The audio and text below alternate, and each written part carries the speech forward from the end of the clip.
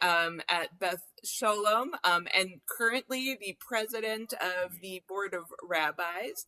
But he is also the co-founder of Mitzvah Matzah, which he will tell us about today. And if you were to swing by Temple, you would find that Mitzvah Matzah is being baked in our kitchen. It is quite an endeavor.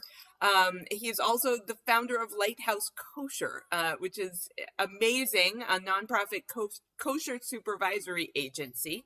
And it's quite fantastic, and why we have such amazing vegetarian kosher food here in Rhode Island available to all of us. Rabbi Dolinger, in addition, is a practicing attorney. I'm not sure where he finds the time, and lives in Pawtucket with Naomi, who partners with him on Mitzvah Matzah, and his daughter Netzach. So with that, take it away, Barry. Thank you for being with us. No, thank you all. It's a pleasure to be with you. Those comments are overly generous. Rabbi Mac is the one with the cape because she does it and makes it look easy, and I make it look harried. But it is really good to be here. I just want to express my gratitude to Temple Bethel, to Rabbi Mac, to Judy, to everyone else, to the staff. This year, our kitchen plans for Mitzvah Matzahs fell through, and it was one of those situations where a setback leads to a much better situation, actually, because we've loved working out of your kitchen. They eagerly and quickly took us in when we thought we had an emergency in our matzah factory, and we are extremely grateful and enjoying baking there every day. So thank you for that and everything else. Okay. So I think we'll get going on this. Let's see. Okay, just to poll and see, does anyone know what the basic issue is with the Uyghur Muslims in China? Who are they? Where do they live, and what is happening? Anyone?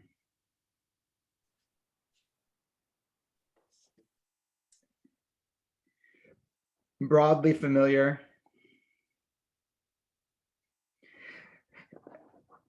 Let's see. I don't even know. I guess just unmute yourself and speak. I'm not going to monitor who it is if you.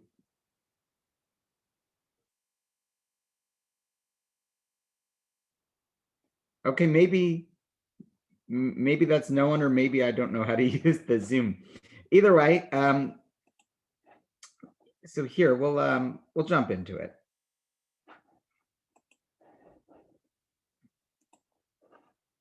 Open the presentation.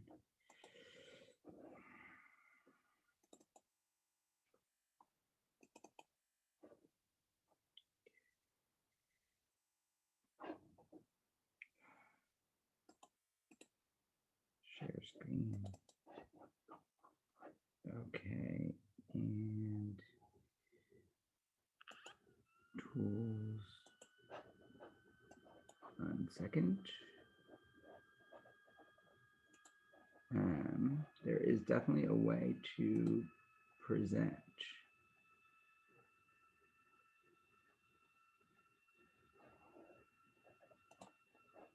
Okay. Uyghur Wake Up, Tainted Cotton and Collective Responsibility. Okay. So these are some images taken in the last couple of years in China, in particular in Xinjiang, in the northwestern province of China. Here you'll see at the top left a watchtower. That's an image that I think for many Jewish people, a watchtower surrounded by barbed wire evokes images of tragic and iconic images of Auschwitz-Birkenau and other places. On the top right is a cotton factory in Xinjiang. On the left are photos of prisoners lining up. And on the right are, the bottom right is a photo of what happens when children are taken away from their family members as part of a policy of forced separation. These images are haunting. And unfortunately familiar. I want to start by jumping in with some narratives, and then we'll do a broad perspective about the situation. Meridan Gapar, I don't know if I'm pronouncing the names correctly or not, so forgive me, is a young Uyghur fashion model. He's one of the people that got the international community alerted to the situation going on when he took a secret video inside one of the camps. I'm going to actually switch the share for a moment so that we can see his video.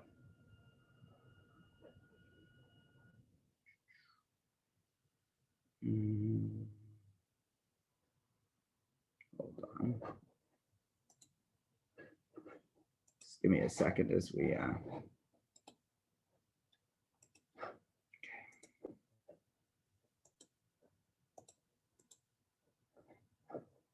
And look, as you're watching the video, watch to see what are the features that are happening, what's going on.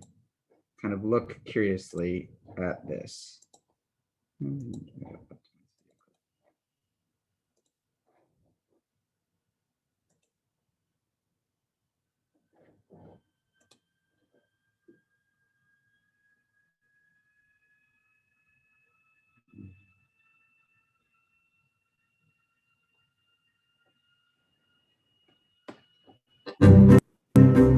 After the ad. We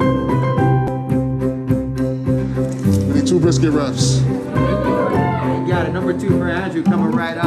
How you been? This helps. And so does this. And this, it definitely helps.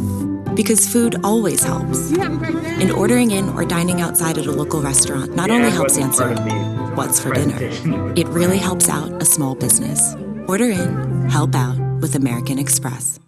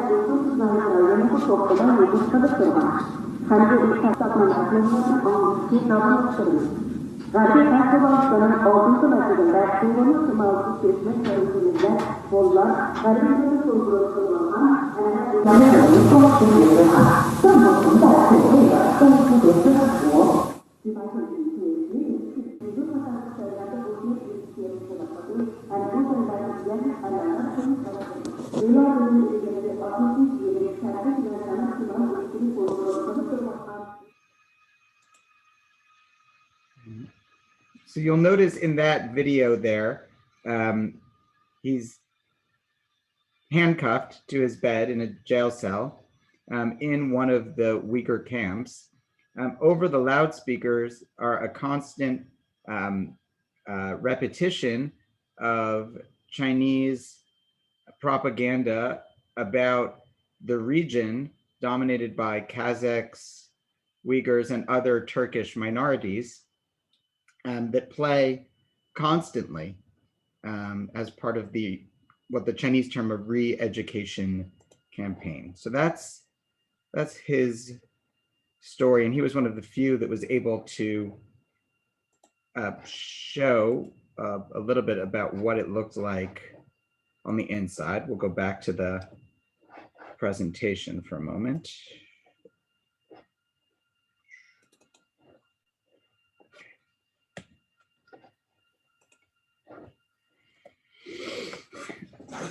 This is Akida Pulat. She is an activist raising awareness about the disappearance of her mother, seen in the photo she walks around holding.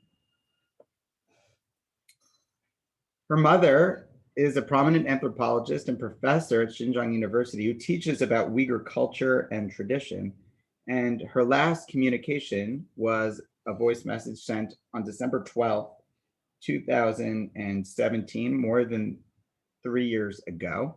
She was supposedly sent to a conference by her university, but that was a guise, and she was essentially probably captured and put into one of the camps.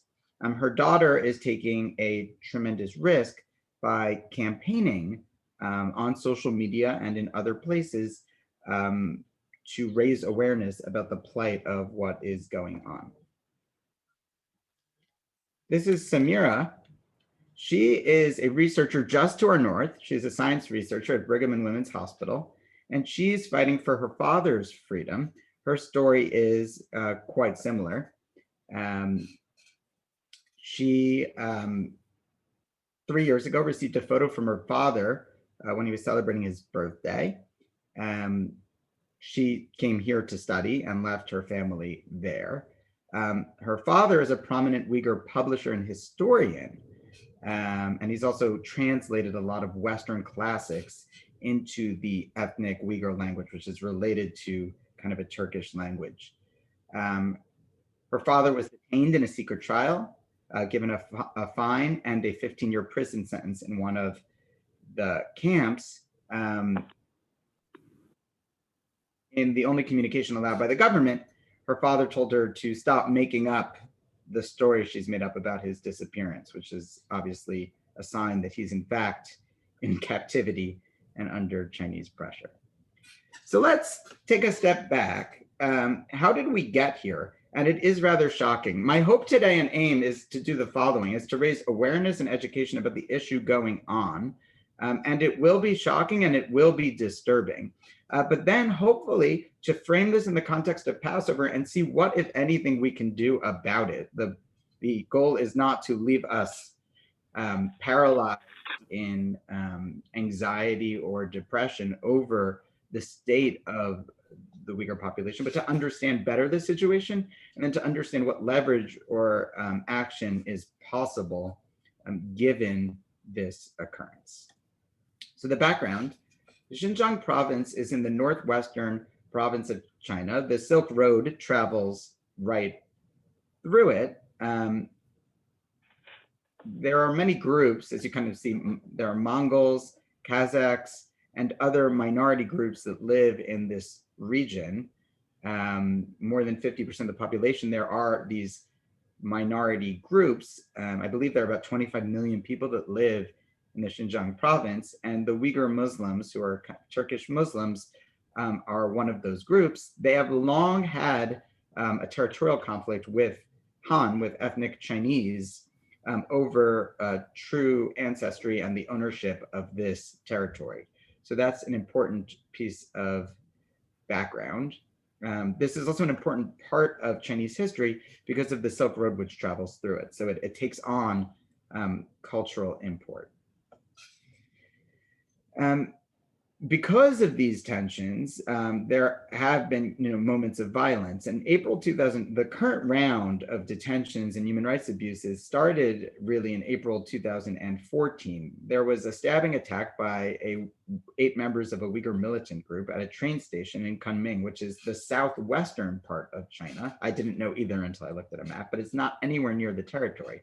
It was a knife stabbing attack. It killed 31 and left 141 injured at the main train station in the area.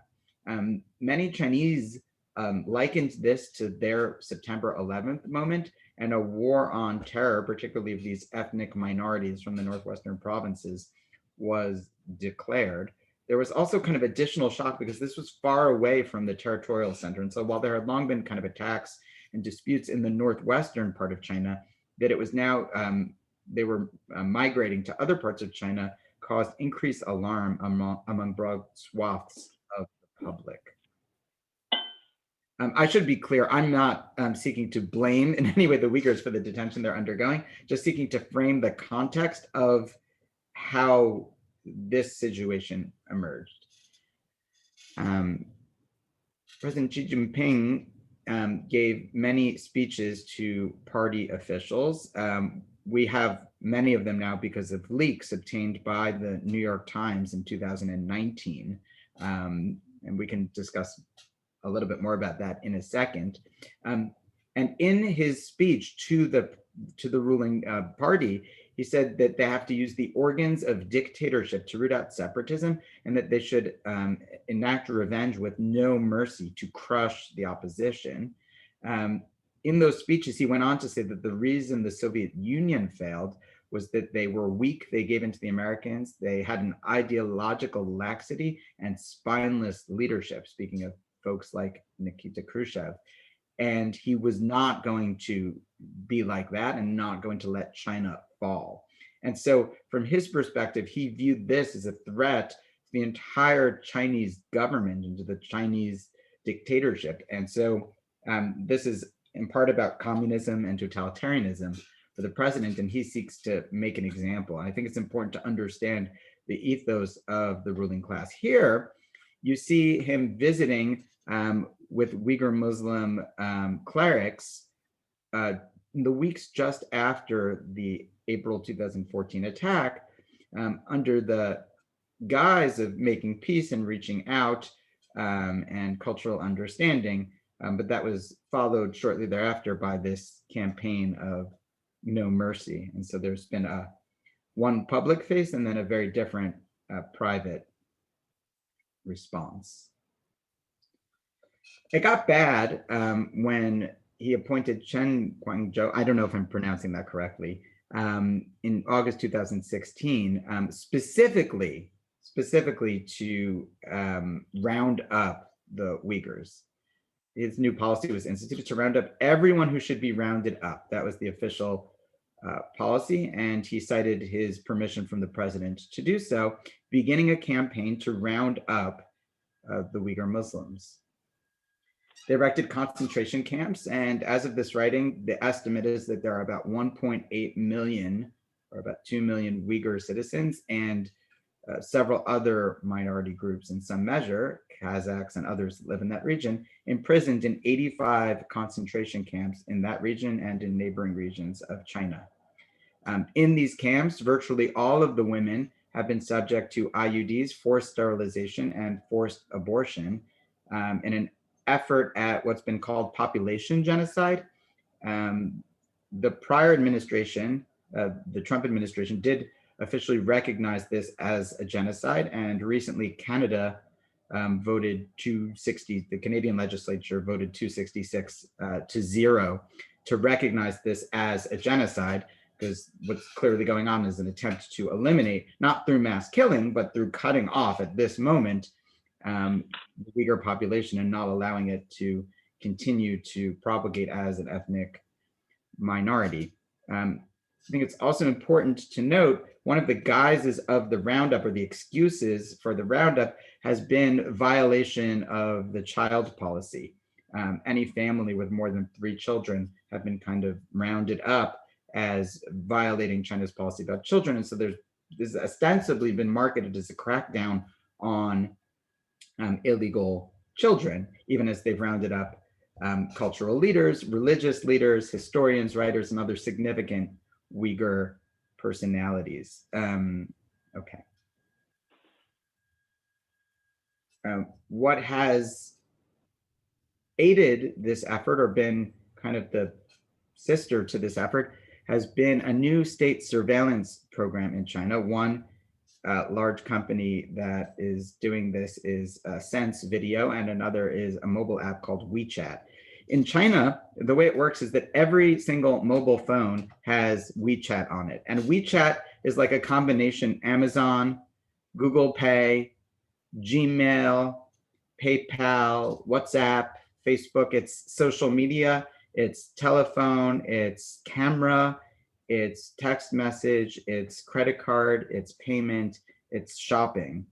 And this has been a way to collect massive amounts of data about each individual in the Chinese population. Part and parcel of that have been an effort to install video cameras. There are 200 million video cameras that have now been installed on Chinese streets, and they started with the Uyghur regions, to identify with facial recognition software who is interacting with who and who is going where. The software takes 1 minute and needs only a partial facial recognition to identify the people.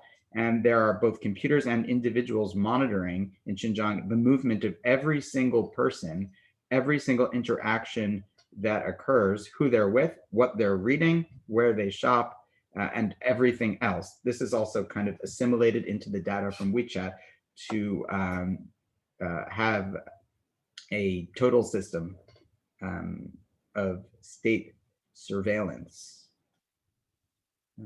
The idea is, in case it's not obvious, is clear, is to stop any would-be revolts in its tracks and to learn as much as possible so that the state can finalize its aims. Self-consciously, internal documents have shown that the Chinese government does not view this as sinister or creepy. And I think for those of us in the West, this is extremely horrifying, in some ways more even than other things. Sort of 1984 and Fahrenheit 451 and other dystopian literature comes to mind. But from the perspective of the Chinese government, this is how they'll not share the fate of the Soviet Union. This is one way they can be successful, by controlling their population. And this is where it gets a little more complicated and where all of us become a little more implicated in a way that's evades simple solutions. The Uyghur region of China is known for its cotton. The cotton is long staple cotton. It's the good kind of cotton. Basically, there's poor quality cotton and good quality cotton. Now, those of us, it's not a shock to be speaking about cotton in the context of slavery. We're speaking in the United States, where, you know, for a long while, the country's economy was built on slavery, tobacco, and cotton. That being said, the Uyghur region of China is responsible for 22, I think officially, 22% of cotton worldwide and 85% of Chinese cotton. What they've done is forced about 500,000 Uyghur detainees into what they term poverty alleviation programs and vocational training schools. In other words, they are forced into sweatshops and factories, sometimes for 20 hours a day, to make, many of the people who are doing it are young women. It's particularly women who are being put in these factories. And depending on the assignment, people are either picking, processing, or sewing cotton or cotton-made garments. That's what's happening. It's now estimated that virtually every major fashion apparel producer has Uyghur forced cotton in its market. Thinking about the cotton, I just want to digress for a moment and tell a story. When I was younger, I went to a Hebrew school at Temple Beth El of North Belmore, actually, as we're here. And we had an old school Hebrew teacher, and one of the kids, their parents drove them to Hebrew school one day in a Volkswagen. And the teacher lost it, got very, very upset that they'd be driving a Volkswagen, recounting the cooperation between Volkswagen and Nazi Germany, and asking how it was possible that Jews could be driving a Volkswagen. Well, that was, history, and Germany's certainly done its part to, repair or do what it can. But there's something much more tangible going on now than that, which is a sort of historical memory of corporate cooperation with genocide, which is that it is big business and big cotton business to specifically use the labor of a population currently ongoing a genocide right now in China. And those are the clothes that we buy and wear, the towels, the bed sheets, all of it, the socks, the shoes, whatever it is. So what do we do about that? We'll get to that, but it is a major problem.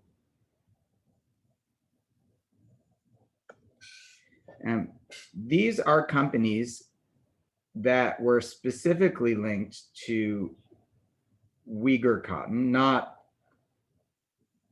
maybe or couldn't tell or generally, but specific garments and lines were traced. And they include companies doing a good job. This is not a list of bad companies. There are companies on here like Patagonia, for example, which have a reputation for high levels of social responsibility. IKEA, other companies that are known in general to comply with higher environmental standards and to try and have more transparent labor sourcing and practices. Even the Better Cotton Initiative, which is an initiative mainly in China to grow cotton, both in ways that are environmentally sustainable, but also in ways where the labor is uncompromised. Even for the Better Cotton Initiative, for a long time, they, for political reasons, probably, did not take a hard stand against this Uyghur cotton, kind of softly echoing some of the propaganda of the Chinese government about people voluntarily being engaged in vocational training programs. In 2019, the Better Cotton Initiative did take a stand and say that due to forced labor issues, they can no longer certify any cotton coming out of the Xinjiang region, but that is 85% of the cotton in China and 1/5 of the world's supply. Okay. There is also a religious take on complicity. It's a Passover prep. And so I wanted to raise one of the interpretations of the Haggadah, which is often overlooked.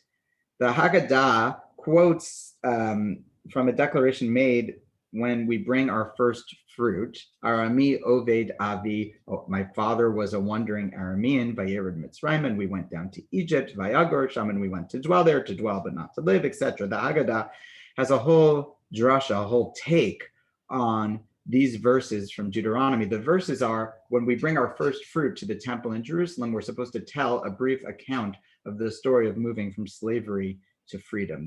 Those are the verses chosen for a central portion of the Magid, of the story of the Haggadah. And in those verses, one of the things that's mentioned is Vaya'anunu, and they afflicted us.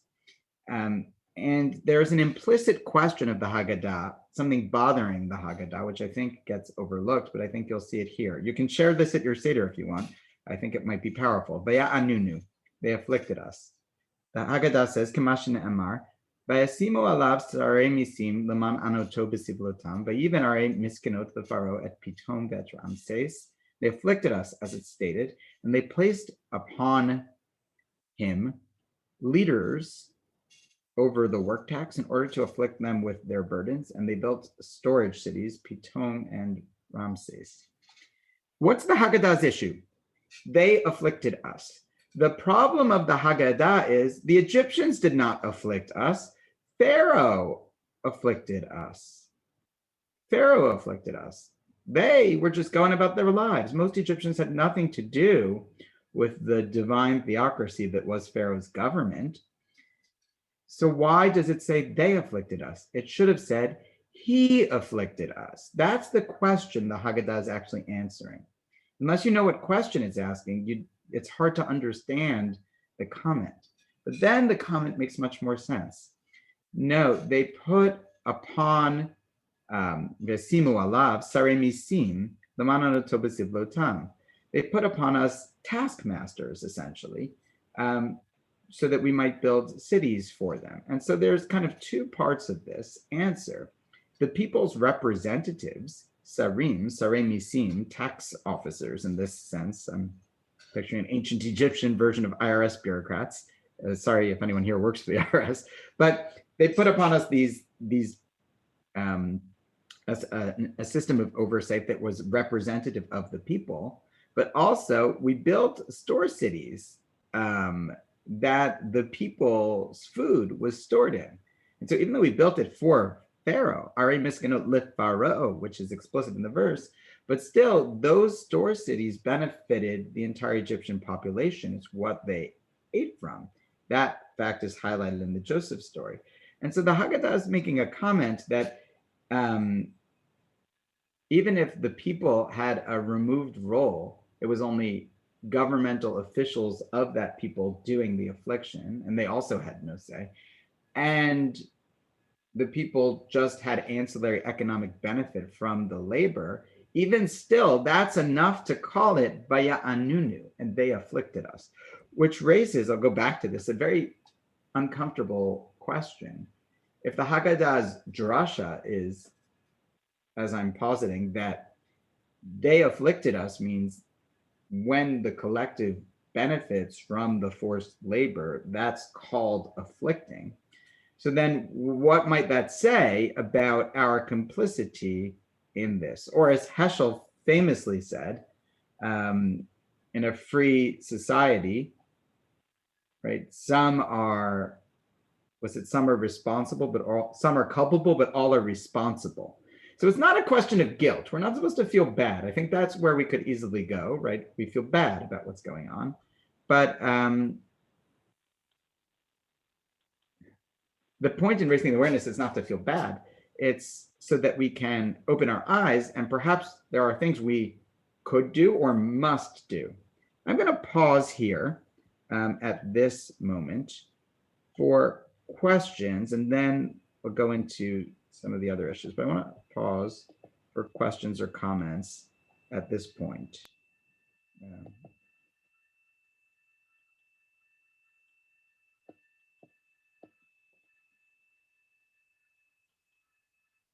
Any questions? And if you have a question, I'm trying to think how we can do this. If you can raise your hands. Yes. Barry, it's Mel Blake. Hey, Mel. How are you?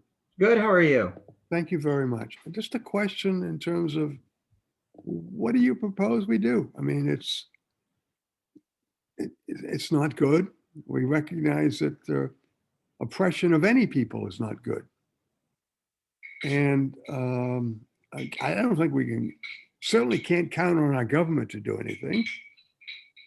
So it's up to, it's a grassroots kinds of thing, but what is your feeling? How do we make a scene or a move to perhaps alleviate the oppression that this group of Muslims are faced with? Thanks, Mel. Yes, that is the question. I have, I think, some tangible solutions, which I'm going to get to, but that is the question. I think you may be wrong. You may be, I think there is actually something government can do potentially. I'm going to discuss that in just a minute. So hold on for that about a governmental solution. But one thing we can do, I do like to think of this as, there are very few Nazi Germany moments in life where we have clear evidence that another population has almost entirely been round up and put into concentration camps, used for forced labor and tortured. But here we have it, in part because people in the Chinese government leaked those documents. What I will say, Mel, is that the fact that the New York Times deduced from the fact that there was a major leak of speeches, documents, plans, and other things to them and other media outlets in the West by party officials is that the government is experiencing internal pressure over the cruelty of its policies. And so there is a fracture line running through the government. In a sense, President Jinping's insistence on not being weak like the Soviet Union belies, as it always does, right? The lady doth protest too much, the very weakness of the position and the ultimate probable fallibility of a notion that you could control entire populations, though they're testing it and doing incredible harm in the process. What can we do? So, I mean, one question is, as consumers, should we be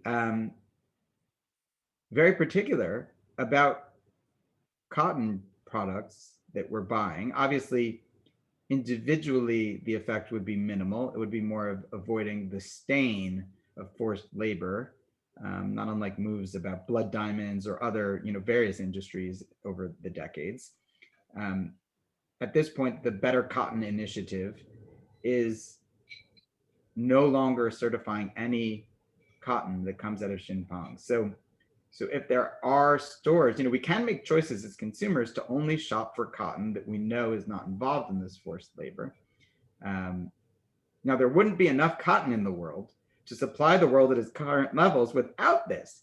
So that raises a separate issue, which is, should we consume less cotton? I don't want to say, do you need that next pair of socks? Is not going to solve the problem, but it does raise a certain awareness.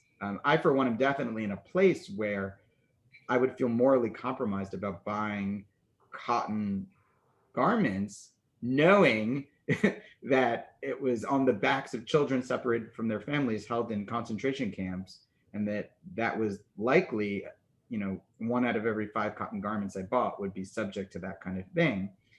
So I do think that should affect our psyche, that it shouldn't only be kind of a blame issue, but that we do have a choice to abstain or to select different options as consumers. That alone won't end the problem. And so as a virtue signal, it's not helpful. I don't buy Uyghur cotton. Okay, but it is useful as a barometer of our moral compass, right? So that we remember to be awake to the fact that the people likely making our cotton are in fact enslaved under a genocide. It's uncomfortable, but it must be known. I think that, yeah. Barry, I don't put this in the same category as tilting at windmills, but I don't think so. It's so bad and so futile to say we're not going to buy that stuff. And if we start, if people like you and like us start a grassroots campaign to say we're not going to buy that stuff, we're not going to buy Chinese stuff until you change your policy. I think it's going to be, it can be effective if we want it to be effective. If you don't care, if you want to buy your Chinese TV or Chinese this or Chinese that, then fine. But don't feel that you've accomplished anything. I mean, if you're really interested in and making the Chinese government aware that this is not good practice, then, put your money where your mouth is, Yeah, okay, I'm with you, Mel. I'll say yes, and let me rephrase my negativity for a moment. I've just been thinking about this too much. Yes, and we can do that, and we should do that. And I think this is shocking enough, actually, that enough people would consider taking action, that it can make a dent. And certainly it can affect where companies, American companies, European companies, are sourcing their cotton from. If they start to see, particularly higher end companies, start to see consumers who are angry, who are demanding transparency, or who are choosing elsewhere, they will respond. That's just the way the market economy works. And so there's power of the purse. That is true. Are there any other questions? Then I'll go into other solutions, Mel. Hi, I'm Ruti. Thank you for this. I think we met once a long time ago. I'm interested in this. I'll just say quickly, and I won't give a lot of details, but I do teach this stuff. I'm a political scientist at Providence College, and I do research on foreign aid, and I teach development and foreign aid, and also Middle East politics. So there's a couple things here that I find interesting and that I just kind of want to throw into the mix. Please. First thing, I agree with you that consumers have power, and what I'm hearing you say is that, and actually also what Mel said, is that boycott works. And I am a big supporter of boycott, including, for example, boycott of products from the occupied territories. And so I think that I'm hearing you say that boycott is a way to, and I'm Israeli, by the way, that boycott is a way to signal for citizens, for just regular people like us, what we support and what we don't support. So that's one thing that I'm hearing you say. We just have to know that if this is something that people support, we need to be consistent in it. So that's one thing that I'm going to put out there. The other thing is that there is already a lot of research, especially with regard to China, that these types of things don't necessarily, or not just with China, but with big kind of consumer products, that there has to be some sort of a synergy between government policies and these types of civil society active. And I know that this is going to be your next part of your talk. Last year I taught a class on chocolate. So to continue with what Mel was saying, I know you picked the Uyghurs. I'm going to put an article out that came out a few days ago in the New York Times about what's happening, for example, in Myanmar with the Muslims there. We can go all over the world and find millions and millions of people who are oppressed. And we can go to places that are much closer to us, like on the border with Mexico. So, the part of the question is, where do you put your effort? You put your effort where you might have more political clout and more influence. We don't have so much influence over China. China is a superpower. China has a huge market. It doesn't necessarily need only us. And it's just more complicated.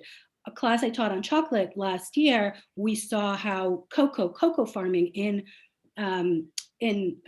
Africa is slave labor. So almost any chocolate you guys buy, Hershey's chocolate, for example, any chocolate you buy it comes from slave labor. So if we start to not buy products that are based in slave labor, we will not buy anything. So I appreciate the comment. This is good. So I'm going to agree with you like 3/4, as you might expect. One, Lighthouse Kosher, for example, is a kosher certification. And when we certify a company, one of the things they're surprised to know is that we're not only interested in making sure they remove their bacon, but we actually say, where are you sourcing your coffee? Where are you sourcing your sugar? Where are you sourcing your chocolate? And we have helped over 50 companies in Rhode Island change where they source their chocolate. Equal Exchange has been a great partner. It's great to say, well, there's a local chocolate company that is fair trade certified right here. Coffee Exchange has been great, right? In other words, there are places here, right in this region, with people in maybe in the chat, even in this Zoom thing, that that engage in this. So I will say, let me be a little more optimistic. I think actually most people, there's a sort of monotony of consumer practice. And I think as Jews, we can hold ourselves to a higher standard across the board. We have a commandment not to return to Egypt, and homiletically, I do think that means not to enslave people or to benefit from their enslavement with either knowingly or negligently. So on that front, I would raise you and say there actually are products, they just cost a lot more, which means that we can't have them as much unless you're independently wealthy and have infinite amounts of money. But if your chocolate costs more, it means you'll have less chocolate. But no one's going to die from having less chocolate, and people are going to die from forced chocolate labor. So, maybe I'll just say that I think we can actually, yes, I think we should ban Hershey's, for example. I do, because they've refused any effort, right? That watch groups have reached out to them repeatedly. There have been attempts at lawsuits and other things, and they've hid and fought repeatedly, as have others. But there are better companies. About boycotts, I will say that I agree. I remember when I was a young college student, and we pressured the university to divest from its investments in Darfur, in Chinese weapons manufacturers that were providing weapons to Darfur. China, again, it's only been a few years. And so I do agree that boycotts are a useful tool for certain situations. We might have a disagreement, I suspect, Ruth, about precisely what the line is about when boycotts are useful, but I don't think that boycotts are never useful. So I'm not, I will say, I disagree with the specific boycott, the other boycott you mentioned about the occupied territories. And I'm not making a comment on whether that's good or bad, about what rises to the level of boycott. That for me isn't, but we can, I'm sure, have a lively debate about that. I'm going to pass that off and say that one need not have to, I think there is a fear. What I will say is this: I do think some in the Jewish community that don't agree with you are afraid of boycotts, because they're afraid that if they boycott, then a boycott they might not agree with, we lost one argument against that boycott, which is to say that boycotts are always bad or overly blunt or not useful. But I think that as a Jewish community, we should be honest with ourselves and say there are situations that clearly rise to the level of demanding boycott. And once we put that on the table, we're going to have good faith disagreements about precisely which situations those are. And I hope I'm not skating the issue. I'm not trying to ignore your comment. I'm trying to address it. So with that then, unless anyone has anything else, I'm going to get to a governmental effort, which is, I think, powerfully, and one of the reasons why I'm raising this issue now. Mitzvah Matzahs is part of the Rohingya Justice Network. So we're doing some stuff with the Jewish community as it relates to Myanmar. And there are a lot of efforts that we're a part of, but why is this one worthy of public education? And I think part of it is that there is political pressure and realistic possibility for dramatic political action, which might cause a change. And so there's a chance here at saving the Uyghurs. I think it's actually that simple. There's a moment, and the moment is brief, to save the Uyghurs from Chinese genocide, and that moment is now. So let me go back to how. What can we do as citizens, as consumers, as citizens, as bystanders, and as a movement? Well, yeah. Okay. So you might want to sign up if you're interested in this issue. There's a call to action to end Uyghur forced labor. I see a typo there. And there's also a Jewish movement for Uyghur freedom that was started actually by students at Brandeis originally. So there are two, a kind of broad-based call to action to end Uyghur forced labor. There are a million organizations sponsoring that, including Mitzvah Matzahs, but it's worth getting. Also, the Uyghur World Congress, importantly, is endorsing that effort, right? So that is sort of a diaspora community of Uyghur representatives. Can this cotton be avoided with things like the Better Cotton Initiative, which is controversial because of their need to operate in China and not to get banned from the sphere. To an extent, they've sometimes parroted some of the claims of the Chinese government. Nonetheless, they are currently a good way of knowing that your clothes are free of this. But there is something more live on the table, the Uyghur Forced Labor Prevention Act. The Uyghur Forced Labor Prevention Act passed the prior Congress. What was it? The 116th Congress? Maybe I'm wrong. It passed through the House of Representatives with a vote of 406 to 3. So you see that even in these divisive political times, 406 to 3, with many abstentions, is about as decisive a vote you get on an issue. But the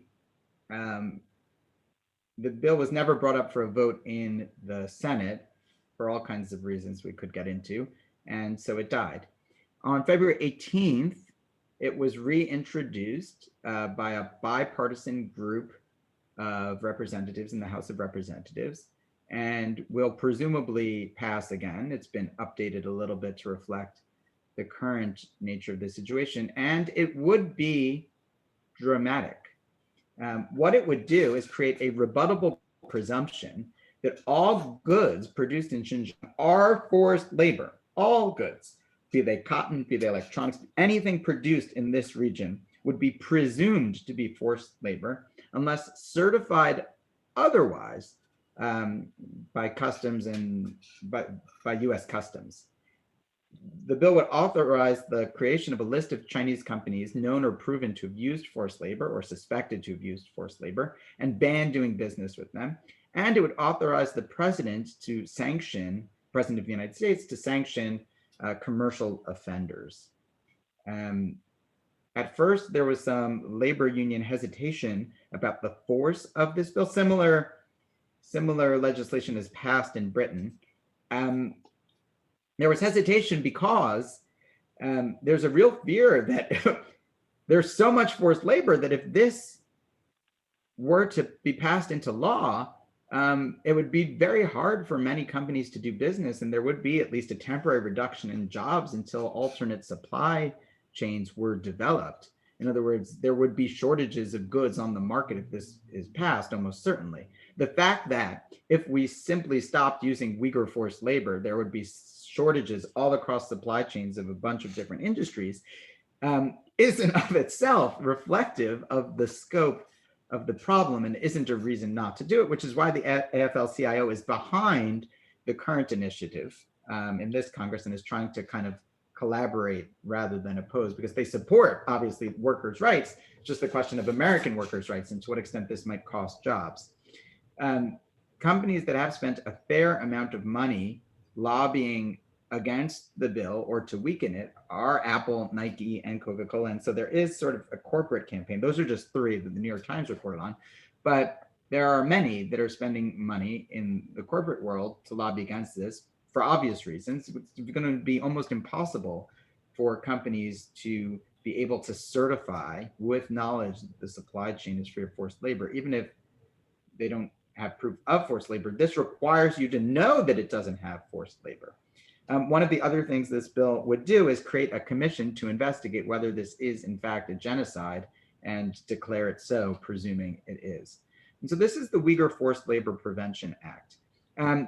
It could pass, it could pass. It passed the House in dramatic fashion and the previous administration supported it.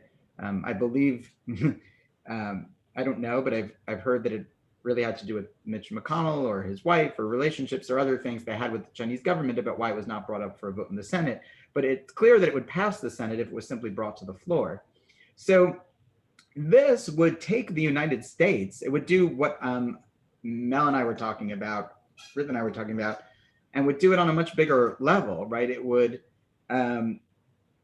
essentially be a boycott of the United States of all goods from Xinjiang.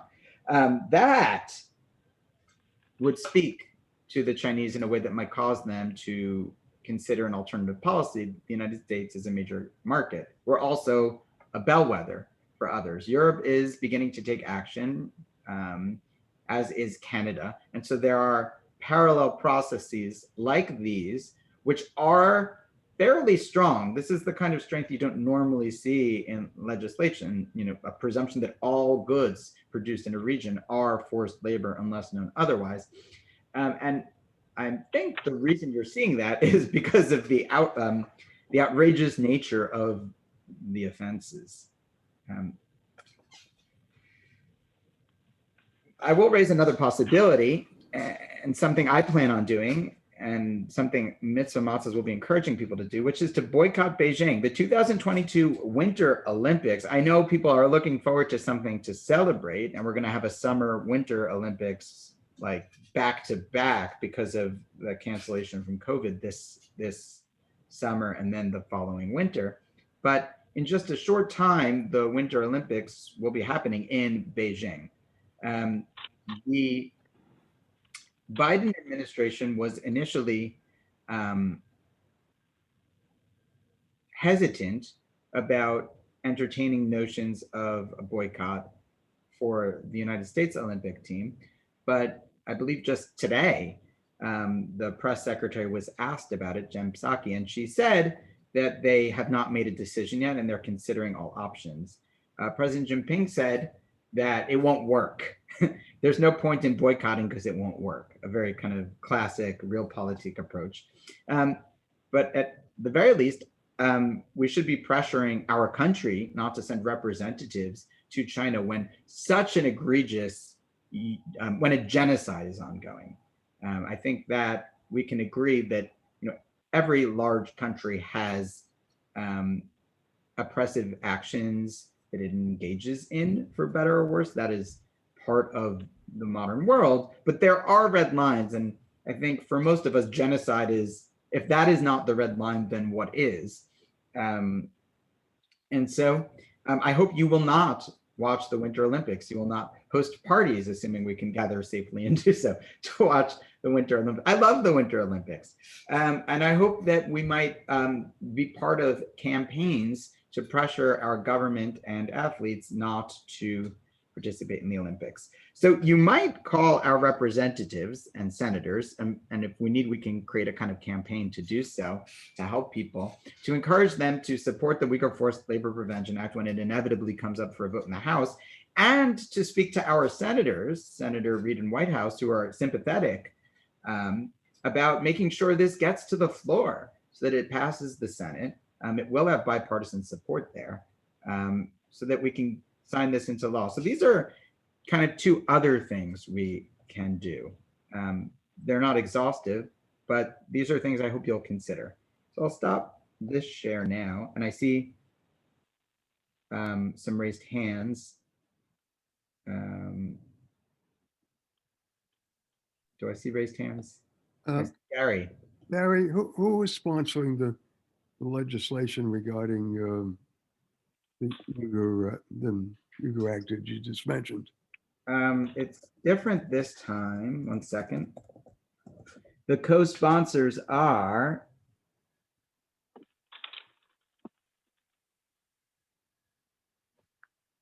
one second.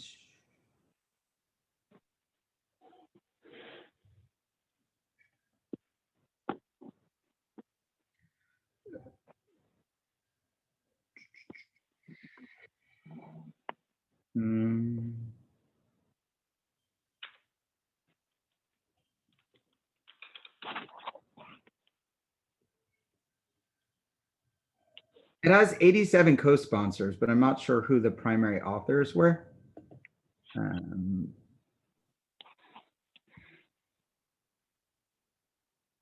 It looks like James McGovern. Okay. Would it be possible for you to just send us all a template that we could use to? Yeah, I can construct. Absolutely, we can follow up. We have everyone's email because this was a registration event, so very possible. Yeah, we can do a call campaign where we encourage people, and I can put together a kind of script about what we're looking for. And I think if they get a flood of calls on this, even if they get 10 calls on this, they'll know that it's on the mind of constituents. We'll send something out. That's excellent. A great. Excellent. Thank you.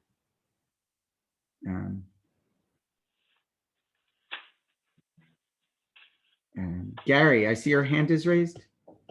Yes, thank you, Barry. Question for you and for Ruth Ben-Artzi. The politics of the region of the Middle East and what they could do to help. What I mean is so many Muslim countries, be it Saudi Arabia, be it Indonesia, be it Iran even, selling oil to the Chinese government, the countries, they could easily have an impact. And above all, even the Pakistan government that's buying so many things from China could have an impact. They're the people whose religious cohorts are being killed and knocked out of existence. So, question, are they doing anything, and how can we encourage them to do something? That's a good question. I'll be honest, I don't know. My sense is that those are some of the countries you named are certainly not ones that care about human rights, whether their own people or any people. But if I'm hearing, maybe I'll respond to what I think is the context of the question more than the specific. Maybe Ruth knows more. But in terms of context, I think really this is an ethnic conflict as much as a religious conflict from the Chinese perspective. I don't know that it's about Islam per se, though the Chinese and religion are not friends generally. But the conflict here is about over Chinese rule over an ancestral territory that's important to their heritage, but really the people that live there are not Han. But that's part of the issue about why there was violence and fighting in the first place. That's less to do with the Prophet Muhammad and the tenets of Islam than it is to do with the cultural differences, different language and food and religion was a part of it. I will also say that I think it's incumbent upon all of us whenever there's a genocide, I'm not saying you're suggesting otherwise. I'm just saying I do think it's incumbent upon everyone. In other words, even if all of the Muslim countries in the world would choose to remain silent for geopolitical reasons, that, from my perspective, has no bearing on whether the Jewish community should speak out. I guess we kind of know we needed other people to speak out for us, and they didn't in Nazi Germany, or the few that did are among the righteous of the nations. But here, at least, the Jewish community, I think, has a particular sensitivity to the way in which subversive secret genocides have information that leaks out while they're ongoing. And then later you find out just how bad it is. So whenever you get leaks about millions of people being put in prisons and tortured, we kind of can imagine that this isn't unlike what it would have been like in 1941 or 40, right? To hear about, a couple of reports in the newspaper here and there about the rounding up of the Jews. So I don't know if that's responsive, but that's my response. Can I just say one thing? Response. Thank you. Yeah, let me say one thing. So China a Chinese official would say now that, and it's good. I agree with you. It's not so much about religion that it is about Chinese culture and the territory there.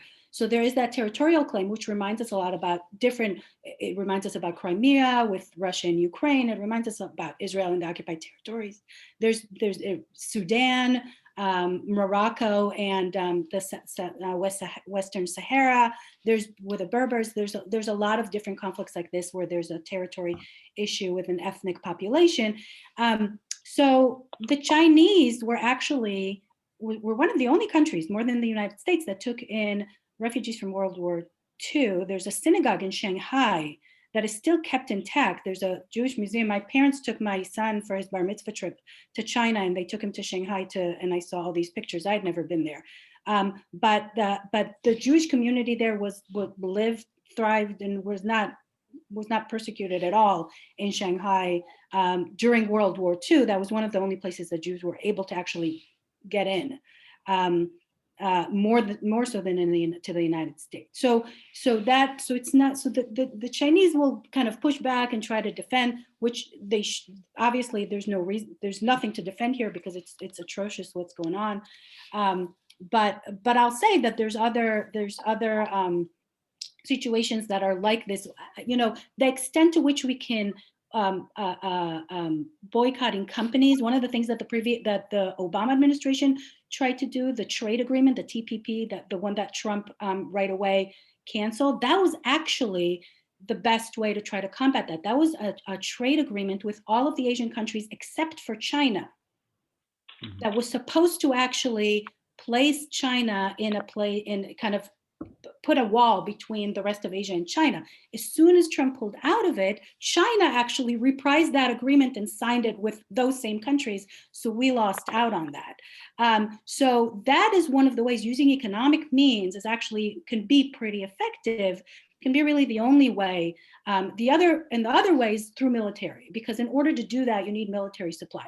China has its own vast military industry, but it does, for example, and I put this in the chat, that Israel is one of the main suppliers of military to Myanmar and to the oppression and the genocide of Muslims in Myanmar.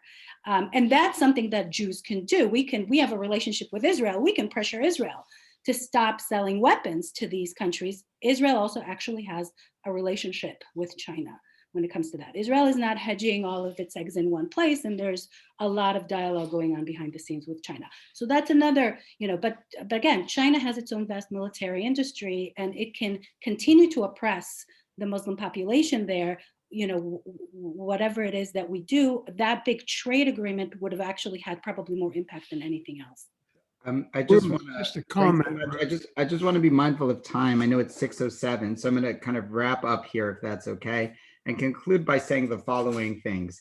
China is engaging in a population genocide against the Uyghur Muslim population. They used, a conflict at the beginning. Certainly there was a violent ethnic conflict ongoing as a pretext to round up the Uyghur Muslims in a campaign to end their group's continuity and continuation. They've systematically sterilized the women, aborted the pregnancies, and tortured the population in a massive campaign of propaganda and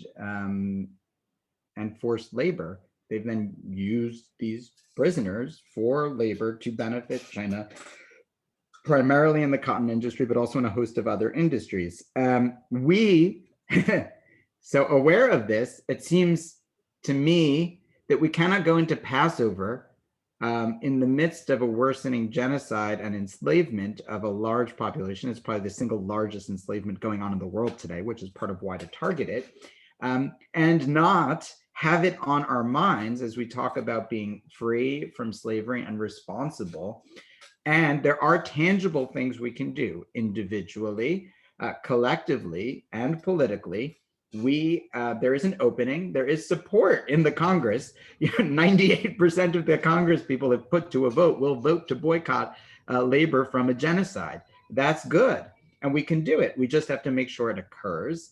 And we can also exercise our power vis-a-vis the Olympics, which are occurring in Beijing. So these are opportunities to end and frankly save the Uyghurs. And we all should take the time and effort. We're going to put in a lot of effort to Passover, most of us.